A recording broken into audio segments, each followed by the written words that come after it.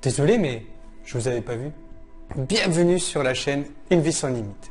Aujourd'hui, nous allons commencer à expliquer pourquoi cette chaîne a pour objectif de vous rendre rentable personnellement. Moi-même, à travers mon parcours, j'ai pu augmenter de 400% ma rentabilité personnelle. Cela veut dire tout simplement que je suis passé de 85% d'activité pour financer le coût de ma vie à 20%. C'est-à-dire que je passais plus de 4 fois plus de temps à essayer de financer ma vie, à financer mon statut social, de salariat ou même d'indépendant, et qu'aujourd'hui, je n'y passe que 20%. Je finance ma vie, c'est-à-dire je mets les dépenses principales, l'alimentation, le logement, la santé, toutes ces dépenses en fait, tous ces besoins primaires dont on a besoin. Je n'y passe plus que 20% de mon temps et je me laisse 80% du reste de mon temps pour libérer mon potentiel. Je vais vous expliquer étape par étape comment multiplier par 4 votre rentabilité personnelle. Tout d'abord, il faut définir ce qu'est un entrepreneur.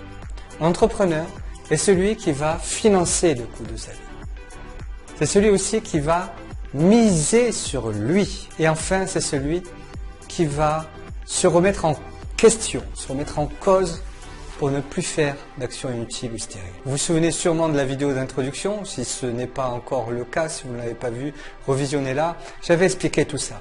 Et je vous avais dit que la rentabilité équivalait au fait qu'il fallait passer 20% de temps sur le premier critère, c'est-à-dire le financement du coût de la vie, 80% sur la libération de son potentiel, c'est-à-dire le fait que l'entrepreneur mise sur lui, et 0% de son temps sur des actions bien sûr inutiles. Commençons sur le premier critère, financer le coût de sa vie. Alors c'est très simple. Pour y arriver, il faut d'abord savoir où nous en sommes. Il faut lister toutes les dépenses que l'on fait et savoir si ces dépenses correspondent à des vrais besoins primaires.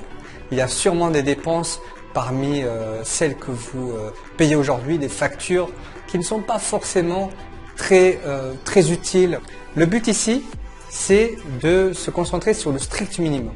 Qu'est-ce qui vous permet de manger à votre faim? Qu'est-ce qui vous permet d'être à l'abri, d'avoir un toit, d'avoir un logement? Qu'est-ce qui vous permet aujourd'hui d'être en bonne santé? Toutes ces dépenses-là sont nécessaires.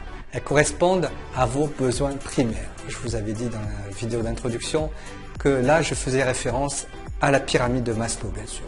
Commencez par le besoin primaire avant vraiment d'arriver aux besoins liés à l'estime de soi.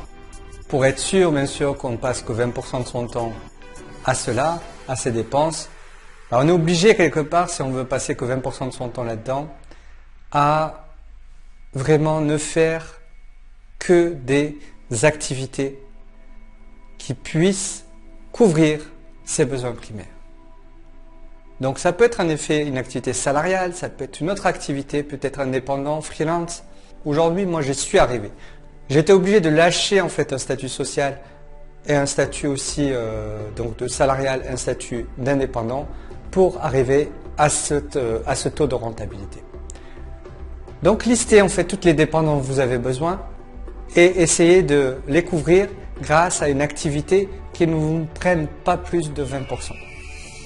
Alors, je vous rassure, c'est des choses qui se font dans le temps, qui petit à petit, moi je suis pas passé de 85% de mon temps à financer en fait toutes les dépenses que j'avais à financer à seulement 20%. Ça passe par tout un processus que je développerai dans les autres vidéos. Deuxième critère, le fait que l'entrepreneur doive miser sur lui. Vous êtes un investissement. Donc comme tout investissement, un investissement est une dépense afin de libérer votre valeur. Tout investissement n'a qu'un seul objectif, c'est attirer un retour sur investissement. Pour cela, il faut plusieurs choses. Il faut se valoriser. En effet, si vous ne vous donnez que très peu de valeur, vous n'aurez pas en fait cette motivation à investir sur vous. Vous direz à quoi bon en fait passer mon temps à me former, à développer mon potentiel si je ne m'estime pas moi-même, si je n'estime pas un minimum de valeur de ma personne. Il faut se valoriser dans ce sens-là, mais aussi se dire avec le potentiel que j'ai, où est-ce que je peux être dans 5 ans? Comment je peux m'imaginer en fait dans 5 ans, avec les compétences que je peux avoir, avec ce potentiel, avec ces facilités, avec ce talent que je peux avoir, où est-ce que je pourrais arriver dans 5 ans?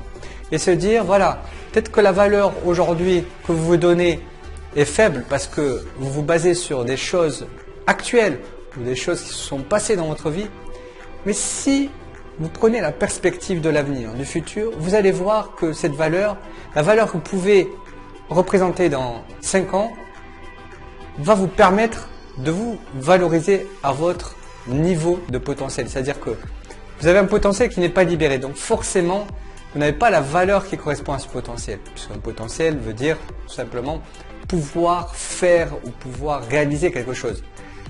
Donc, comme vous ne l'avez pas réalisé, vous ne vous valorisez pas encore. Alors que vous devriez. C'est ce que j'appelle la valeur actualisée. C'est une valeur que vous n'avez pas encore, mais que vous aurez forcément dans quelques années, 2, 3, 4, 5 ans, si vous libérez ce potentiel. Et à partir du moment où vous savez, où vous êtes valorisé, vous pouvez penser à investir sur vous pour vous réaliser. Donc il y a la valorisation et là il y a la réalisation. Comment financer cet investissement? La première chose à faire, que doit faire un entrepreneur, c'est gagner du temps.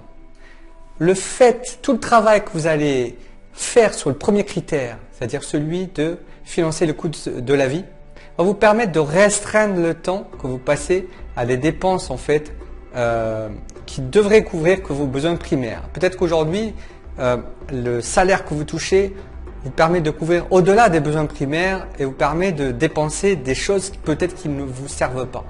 Mais le fait de vous restreindre et de vous concentrer que sur les besoins primaires et le fait de ne passer qu'un minimum de temps pour financer le coût de la vie, vous allez en gagner pour le reste, c'est-à-dire pour libérer votre potentiel.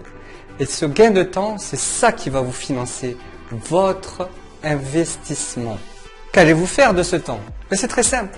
Vous allez vous former. Vous allez vous former afin d'aiguiser votre potentiel, afin de le rendre beaucoup plus efficace. Et aussi, vous allez utiliser ce temps pour, bien sûr, l'expérimenter, pour le libérer ce potentiel. C'est-à-dire en vous entraînant, en peut-être allant sur le terrain et en essayant de le libérer, de l'expérimenter afin de savoir où il en est. Et en fait, c'est ce jeu entre je me forme, j'expérimente, je me forme, j'expérimente, qui va vous permettre en fait de mettre votre potentiel à son vrai niveau. Ensuite, il y a la remise en question. La remise en question, elle est perpétuelle, elle est à vie.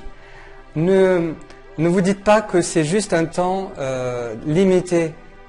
Ça dure toute une vie, la remise en question. Et elle se fait autour d'un objectif. C'est pour ça qu'un entrepreneur doit connaître son objectif. Il doit savoir quel est son pourquoi fort. Qu'est-ce qui fait que, au fond de ses tripes, en fait, il a envie de se lever le matin? Qu'est-ce qui fait qu'il n'a plus envie d'être frustré à faire des choses qui le limitent? Et quand vous avez trouvé votre pourquoi fort, vous allez enfin savoir quelles sont les actions qui vont être inutiles ou complètement stériles à l'atteinte de cet objectif. Donc il suffit de lister tout ce que vous faites. Faites une rétro-analyse en fait de votre vie. Essayez toutes les actions que vous faites et essayez de les comparer avec votre objectif, votre pourquoi fort. Essayez de voir en fait celles qui correspondent et celles qui ne correspondent pas et éliminer bien sûr celles qui ne correspondent pas. Alors voilà, ce que je vous ai présenté bien sûr, c'est une synthèse de ce que vous devez savoir pour arriver à une rentabilité telle que j'ai pu la développer chez moi. Si vous voulez vraiment aller plus loin, si vous voulez pousser en fait votre passage à l'action, si vous voulez vraiment transformer l'essai, je peux vous proposer en fait une formation gratuite qui vous permettra vraiment de mettre tout cela en action. Donc si c'est le cas, vous avez un petit lien en fait en haut à droite ou quelque part dans la vidéo pour accéder à la page d'inscription. Merci à vous tous, likez cette vidéo, partagez-la si vous considérez qu'elle serait utile autour de vous. Surtout, abonnez-vous si vous ne l'avez pas encore fait. Et je vous dis à très bientôt pour une prochaine vidéo. Et surtout, je n'oublie pas de vous dire succès à vous. Ciao!